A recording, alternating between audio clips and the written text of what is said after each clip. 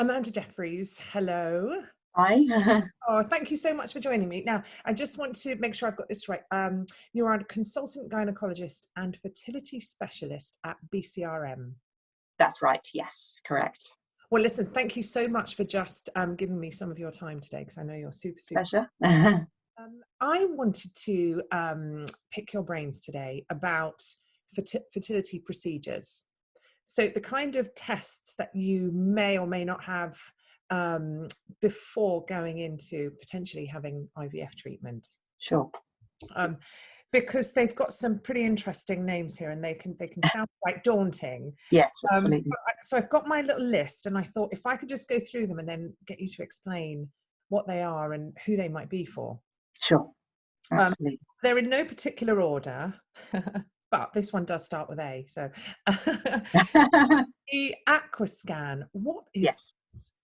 So, an aqua scan is essentially an ultrasound scan. So many women will undergo an ultrasound scan during her sort of fertility journey, but it just differs slightly from a standard ultrasound scan, in that what we're doing is passing a very fine tube through the cervix. So we pop a speculum into the vagina, a bit like when a woman has a smear test, and then we pass a very fine tube through the cervix, the neck of the womb, and inject some water, essentially aqua, through the cervix, and that fills the sort of cavity of the womb, and is really useful in looking for things like polyps, fibroids, which might perhaps impact on success rates with IVF. So if we're suspecting that there might be some abnormality in the shape of the cavity, then you might be recommended an aqua scan. Does it hurt at all? It's a little bit uncomfortable. So when the fluid goes in, the natural reaction of the womb when something goes into it is to kind of contract and squeeze, and that can give some sort of cramping period-like pain. So we would always recommend some painkillers a couple of hours before, paracetamol, ibuprofen, something like that. But for most women, it's bearable and discomfort as opposed to pain. Yeah. Kind of thing that we experience like every month, really, with Yes, that sort yeah, of thing. Yeah, yeah, yeah. absolutely. Yeah, Okay, so the high cozy. What is yes. high cozy? So high cozy is very similar to the aqua scan, but rather than just looking at the cavity of the womb, we're actually looking at the tubes as well to see if the tubes are open, and therefore it gives us an idea of chances of conceiving naturally, and also chances of conceiving with perhaps less invasive treatments than IVF, such as IUI. And so essentially it's the same procedure as the aqua scan. We're passing a speculum into the vagina, passing a little tube through the cervix, but rather than water or saline, we're passing a sort of a foam through the womb, and then we watch to see that spill out through the tubes, and that will tell us whether the tubes are passing the foam and therefore open or not. Wow. So it Can, just gives us a bit more information on top of the aqua scan. so if there is a blockage, what do you do? What do you do to those tubes? So there are a few options. So sometimes we don't necessarily do anything, and we recommend IVF as a treatment to bypass the blockage. Mm. Sometimes, depending on where the blockage is, it's possible to do surgery, which is normally done by keyhole surgery these days, to open up the blockage. But sometimes that's not possible. Often, if a tube is damaged, then it will never, even if we repair it, it will never quite work as well as when repaired as a normal tube. So often we would recommend IVF treatment anyway, but at least repairing the tubes gives perhaps a slightly better chance of conceiving naturally. There are some circumstances, so if the tubes are blocked at the far end of the tubes and filled with fluid, that's something that we call a hydrosalpinx, and maybe something that many people watching will have heard of. This can actually affect chances of success with IVF, because the fluid is thought to flush back and potentially flush out a developing embryo. So in that situation, we would always recommend surgery to either repair or remove the tube prior to IVF. But if there's damage to the tubes but not a hydrosalpinx, there's an option between IVF or surgery.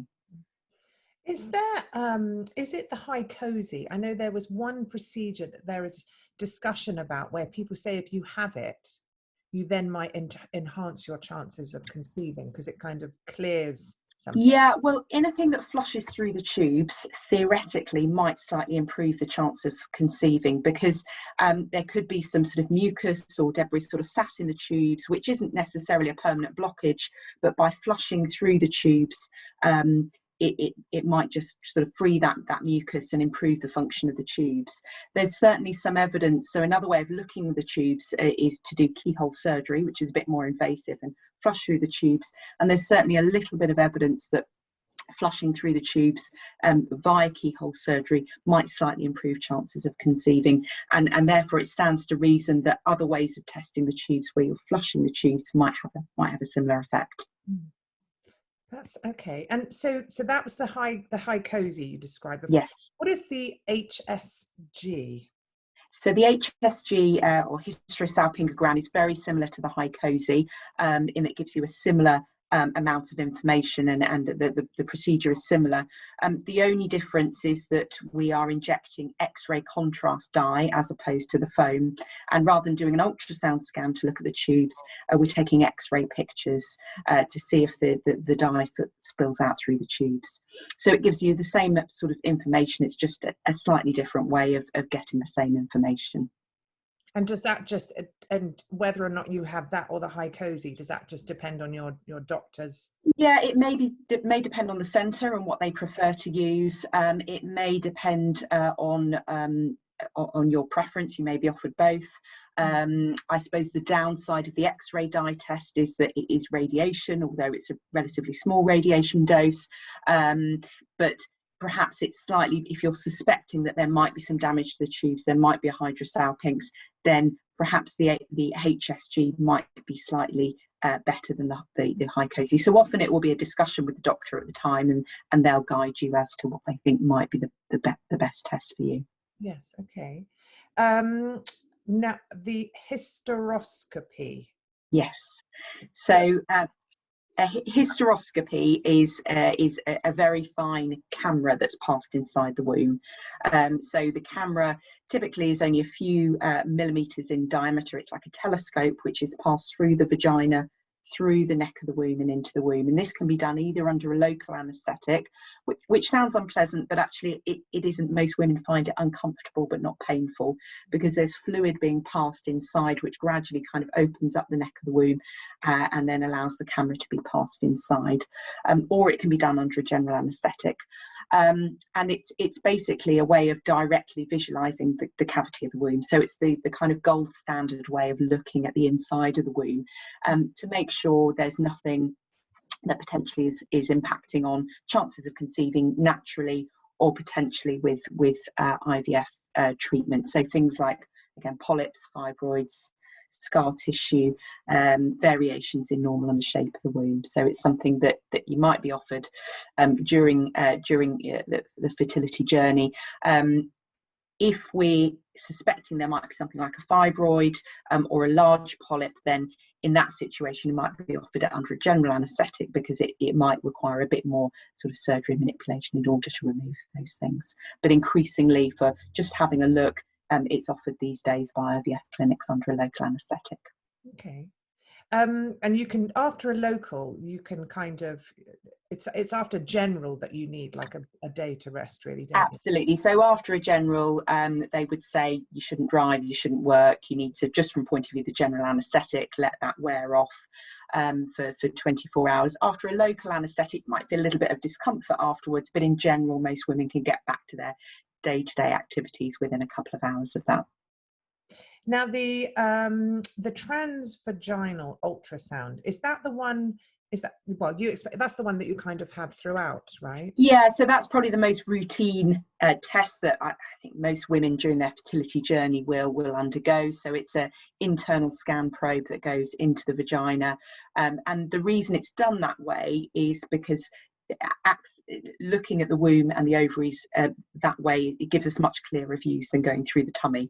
So it's a good way of getting clear views. So we would do that as part of a diagnostic scan at the beginning of the fertility journey to look at things like the shape of the womb, look for polyps, look at the lining of the womb, look at ovaries. That gives us an idea of egg count and ovarian reserve, looking for the presence of cysts, and also are the ovaries accessible. So if we're thinking about an IVF treatment, can we get to the ovaries to actually collect the eggs?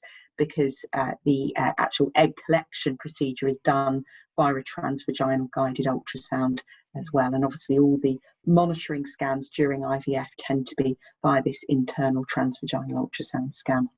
And that is uncomfortable, but in general not painful. I would always say to most women, it's in general less uncomfortable than a smear test. So yeah, I would agree with that, actually.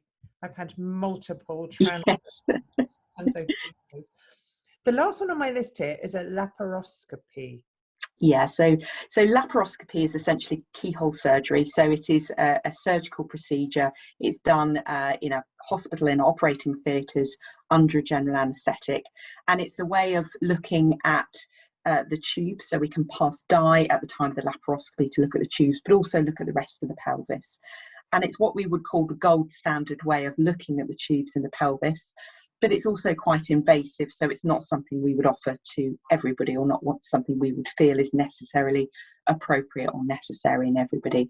And as I said before, it's done usually as a day case procedure, so in and out in the day, but it is under a general anaesthetic.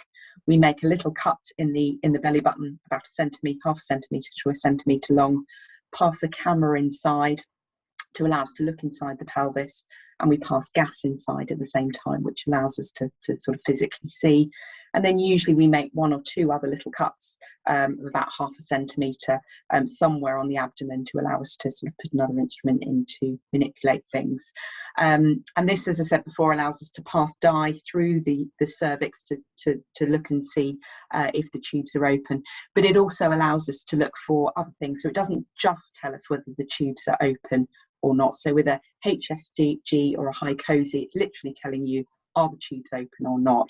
But what a laparoscopy will tell us is, are the tubes open, but actually are they able to move to do their job? Is there scar tissue around the tube that you wouldn't necessarily pick up on an HSG?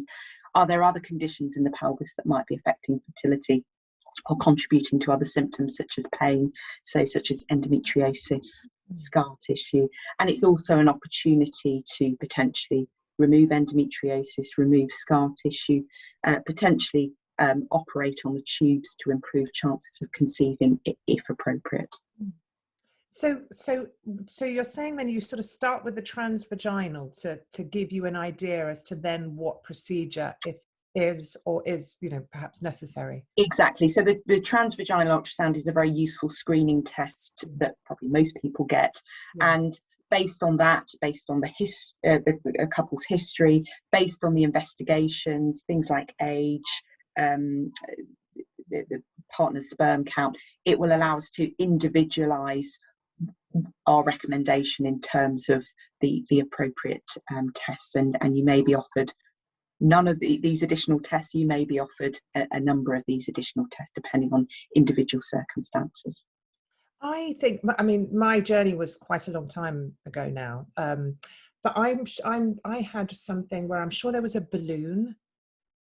Yes, so with the balloon, so with the HSG and the hycosi, essentially, in order to hold the catheter in place, you have to pass a little balloon inside, because otherwise it can drop out when you inject the fluid. So so it may have been a hycosi or an HSG. I found with all of my treatment, and when I was having the ultrasounds or the HSG, I would just sort of try and take myself to another place mentally, and I would just sort of focus on why I was having all these tests, and it was a really good sort of coping technique for me. Absolutely. I think that's a great way to cope. Kind of look at the kind of end result, end outcome, and it can be unpleasant and invasive, but we try and I think the most important thing is explaining to women why they're having to have these tests, the benefits of the tests, and maintaining dignity at the same time, and making sure that women are comfortable and feel safe and comfortable. So yes, no, that's brilliant. And I think because sometimes it can be very overwhelming to hear about everything that's involved. I think what's really important is that you trust your doctor's guidance, because automatically anyone hearing this might think, well, I want I want that test that basically is going to tell the doctor everything. Yes. That would be my initial instinct if I was just starting out on a journey. I'd be like, right, let's just rule out everything. Sure. Yeah, absolutely. But I think it's about weighing up the risks and benefits with I mean, in medicine in general, and with any treatment, any investigation, it's about weighing up the risks and benefits, and actually how beneficial, how much is it going to add to what we're going to recommend. And it's very much an individual approach. It's a discussion. It's not, it's not us telling patients what to do. It's offering the options and the benefits and downsides of each option. So absolutely. But I think having you explain all of these things is just brilliant, because then people have the understanding, and then actually having those conversations with your doctor is far clearer, because I seem to remember a lot of wah sounds, because I didn't understand any of the words, any of the terms. And no. to think about was, well, when am I going to get pregnant? So just having this time to digest information at home and then perhaps go in, with that clarity is just, it's going to help, I think. So great.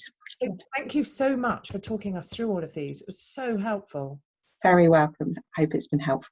Yeah. I'm definitely coming back to pick your brains on another time. No worries at all. That's fine.